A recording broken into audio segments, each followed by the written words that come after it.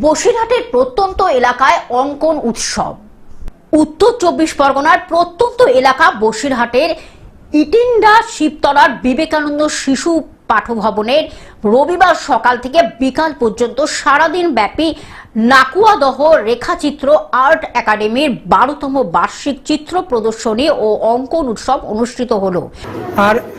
আর কি অঙ্কন করেছে এখানে? এখানে জাস্ট এটাই অঙ্কন করেছি এবার। আচ্ছা, কতদিন ধরে শিখছো এখানে? আমি 11 বছরের উপরে শিখছি।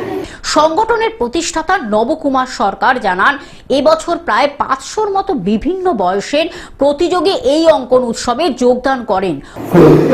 এখানে আমার প্রায় 400-500 স্টুডেন্টদের নিয়ে একটা প্রদর্শনী হয়েছে।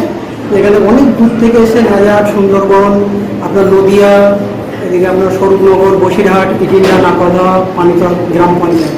অঙ্কন পরীক্ষায় সফলভাবে উত্তীর্ণদের সরকার অনুমোদিত সম্মাননা প্রদান করা হবে। ভবিষ্যতে কলকাতা একাডেমি অফ ফাইন আর্টসে তিনি একক চিত্র প্রদর্শনীও করতে চলেছেন বলেও জানান।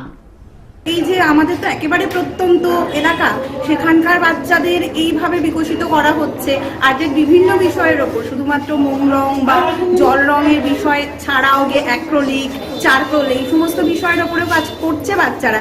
এটা খুবই ভালো ব্যাপার, খুবই ভালো।